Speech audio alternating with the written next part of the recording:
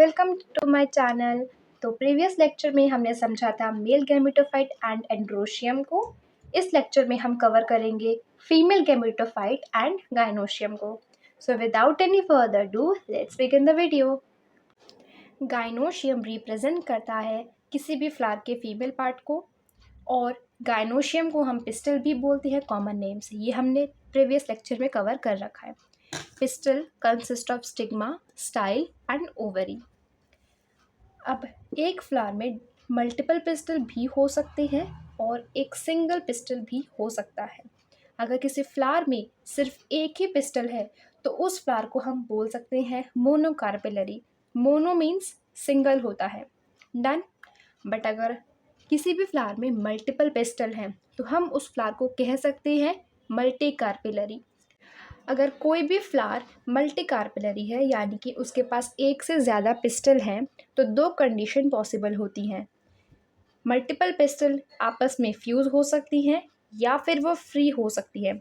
यानी कि अगर मल्टीपल पिस्टल हैं तो वो आपस में जुड़ी हुई हो सकती है, इन्हें हम बोलते हैं फ्यूज़ होना। या फिर वो अलग अलग भी हो सकती है, जिसे हम फ्री बोलते हैं। तो अगर मल्टीपल पिस्टल यूज़ हो रखी हैं तो हम उसे बोलते हैं सिनकार्पस। बट अगर वो फ्री है यानी कि एक दूसरे से जुड़ी हुई नहीं है तो उसको हम बोलते हैं एपोकार्पस। ओवरी के अंदर जो स्पेस होती है उसे हम बोलते हैं ओवेरियन कैविटी या फिर लोक्यूल। ये एक स्टिग्मा है और ये उसका एक ओवरी है, तो ये स्पेस उसकी हो गई ओवेरियन कैविटी या फिर लोक्यूल। अब इस ओवेरियन कैविटी के अंदर होता है प्लासेंटा। प्लासेंटा एक ऐसा पोर्शन होता है जहाँ पे ओव्यूल अटैच्ड होता है। Now coming to the next point, megasporangia और ovule arise from the placenta. जो भी ओव्यूल होते हैं वो प्लासेंटा से ही अराइज होते हैं। The number of ovule in an ovary में B 1, wheat, paddy, mango are the examples. Too many, papaya, watermelon, orchids, etc. किसी भी एक ओवरी में नंबर ऑफ ओव्यूल्स वैरी कर सकते हैं फॉर डिफरेंट स्पीशीज़। किसी में एक हो सकते हैं, किसी में मल्टीपल ओव्यूल हो सकते हैं। ऐसी ओवरी जिनमें एक ही ओव्यूल होता है उनके एग्जाम्पल्स हैं wheat, paddy and mango.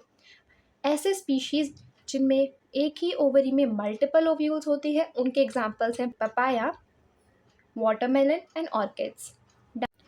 The megasporangium और ओव्यूल। ओव्यूल या फिर मेगास्पोरेंजियम को डीपली समझने के लिए एनसीईआरटी में कुछ टर्मिनोलॉजी मेंशन है, तो उसको एक एक करके समझते हैं।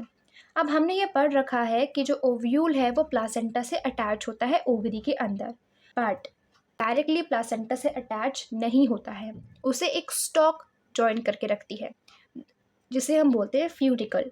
The ovule is a small structure attached to the placenta by means of a stalk called funicle. Suppose अगर ये एक प्लासेंटा का पोर्शन है और ये ओव्यूल है तो ओव्यूल एक स्टॉक से अटैच होता है प्लासेंटा से। इसी स्टॉक को हम बोलते हैं funicle, हीलम। The body of the ovule fuses with funicle in the region called hilum. The hilum represents the junction between the ovule and funicle. अब जो फ्यूनिकल होता है, ये जो फ्यूनिकल है ये इस ओव्यूल से, इस पोर्शन से अटैच्ड है, और ओव्यूल का जो पोर्शन फ्यूनिकल से अटैच होता है उस जंक्शन को, वो जंक्शन पॉइंट को हम हीलम बोलते हैं। I hope you got my point. Now coming to the third point, integuments. हर एक ओव्यूल के पास एक या दो प्रोटेक्टिव लेयर होती है, प्रोटेक्टिव कवरिंग्स होती हैं, उन्हें ही हम इंटेग्यूमेंट्स बोलते हैं। Each ovule has 1 or 2 protective envelopes called integuments. Done. Nucellus. Enclosed within the integuments is a mass of cells called nucellus. Cells of the nucellus have abundant food reserve material. यानी कि integuments के अंदर एक और layer होती है जो कि एक मास ऑफ सेल्स होती हैं जिन्हें हम न्यूसिलस बोलते हैं, और न्यूसिलस के सेल्स के पास बहुत सारा फूड रिजर्व होता है। इसे एक डायग्राम से समझते हैं।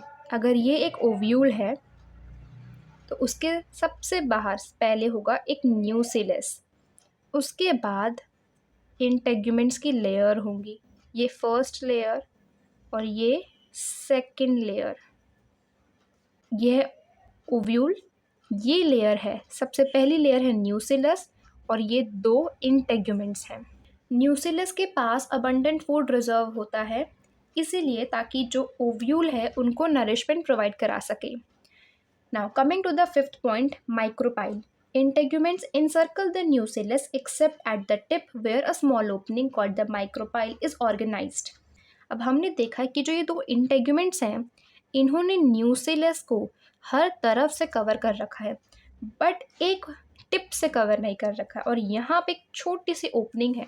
तो इंटेग्यूमेंट्स ने न्यूसेलस को इस पोर्शन से नहीं कवर कर रखा है और इसी छोटी सी ओपनिंग को हम बोलते हैं माइक्रोपाइल और इस रीजन को हम बोलते हैं micropylar reason.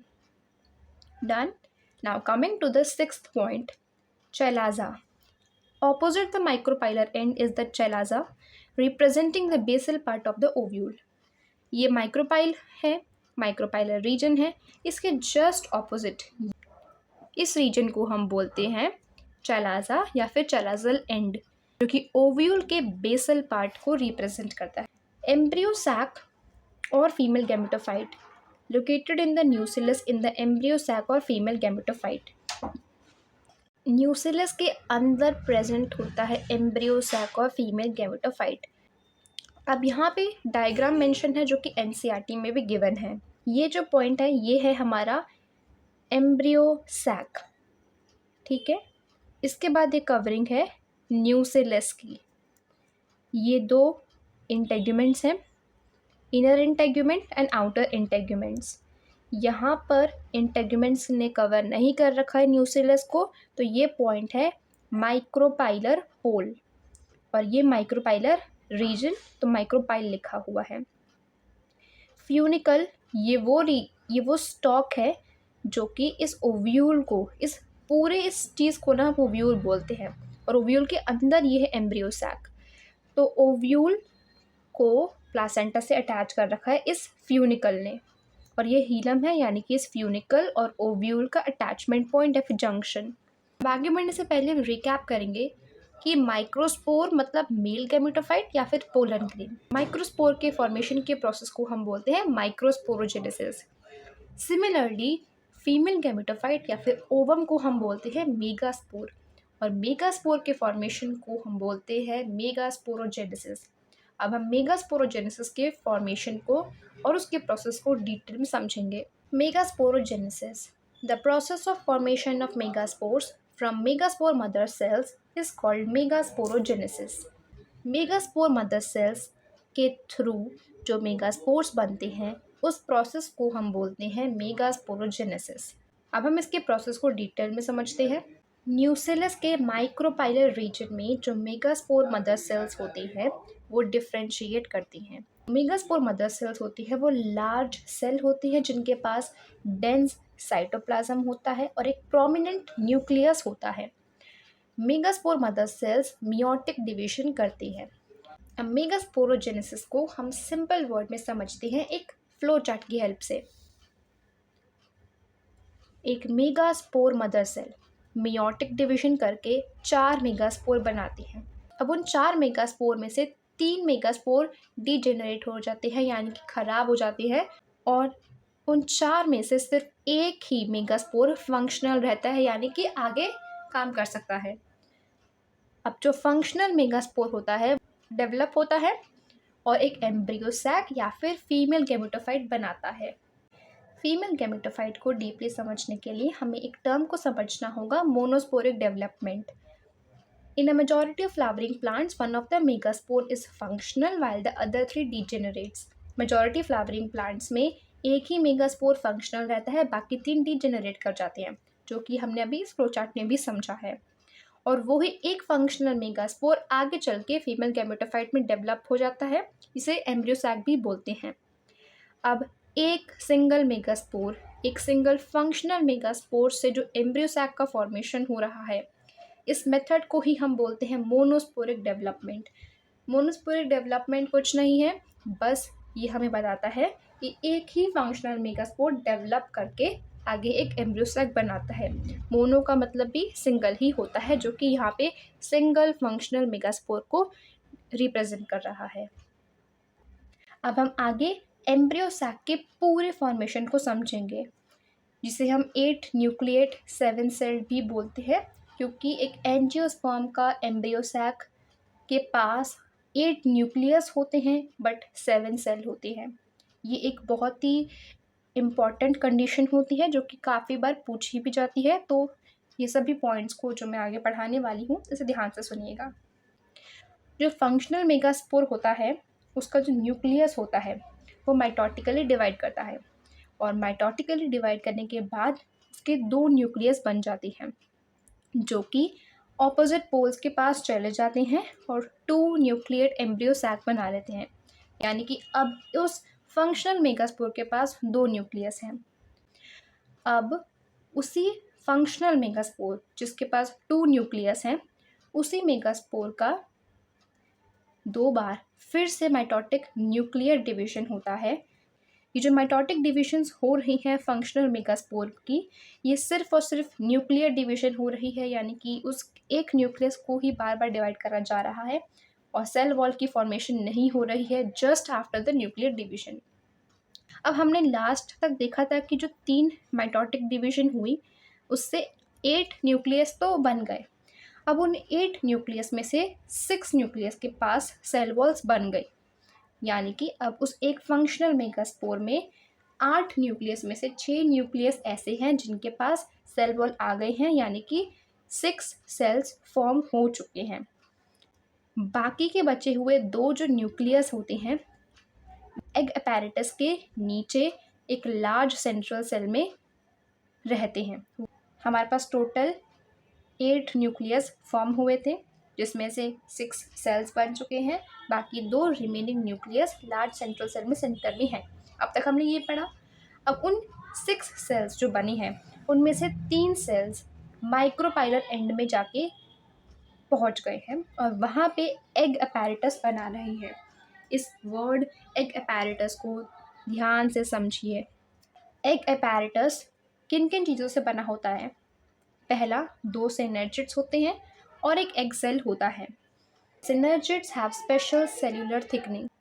3 cells micropylar region में जाके फिक्स हो गए हैं, जिसमें ये बीच वाला होता है एग सेल और इसके साथ में 2 होते हैं सिनर्जिड्स, और ये तीनों सेल मिलके बनाते हैं एग अपैरेटस। इन सिनर्जिड्स के पास स्पेशल सेल्यूलर थिकनिंग होती है माइक्रोपाइलर टिप पे, और वो special cellular thickening filiform apparatus बनाती हैं। यानी कि ये जो सिनर्जिड्स हैं, इनके पास एक स्पेशल सेल्यूलर थिकनिंग होती है जो कि माइक्रोपाइलर टिप पे होती है। यानी कि जो स्पेशल सेल्यूलर थिकनिंग है, ये एक फिलीफॉर्म अपैरेटस बना रही हैं, जो कि बहुत ही इंपॉर्टेंट रोल प्ले करती है इन guiding the pollen tubes into the synergids. यानी कि जब मेल पार्ट से पोलन ग्रेन्स आते हैं, स्टिग्मा पे लैंड करते हैं, तो उन पोलन ग्रेन्स को इस एग सेल तक पहुंचने के लिए यही फिलीफॉर्म अपैरेटस गाइड करती हैं। अब 3 सेल्स होते हैं चेराजल एंड पे, जिन्हें एंटीपोडल्स भी बोला जाता है, यानी कि एंटीपोडल सेल्स। हमने चेराजल एंड को डिस्कस कर रखा है। उस चेराजल एंड में भी 3 सेल्स आके पोजीशन हो जाते हैं और उन्हें एंटीपोडल्स बोलते हैं। हमने माइक्रोपाइलर टिप पे देख लिया, चेराजल एंड पे भी देख लिया। बीच में होता है लार्ज सेंट्रल सेल और वहाँ पर 2 पोलर न्यूक्लियाई हैं। अब ये वही 2 पोलर न्यूक्लियाई हैं जिनके पास सेल वॉल फॉर्मेशन नहीं हुई है। अब इस डायग्राम की हेल्प से हम सारे कॉन्सेप्ट को रिवाइज करते हैं। हमारा माइक्रोपाइल, जहाँ पर 3 सेल्स अरेंज है जो कि एग अपैरेटस बना रही हैं। ये हमारा होता है एग सेल और ये 2 है सिनर्जिड्स, ये बना रहे फिलीफॉर्म अपैरेटस। ये फिलीफॉर्म अपैरेटस पोलन ट्यूब को गाइड करते हैं ताकि वो एग सेल में एंट्री ले सकें।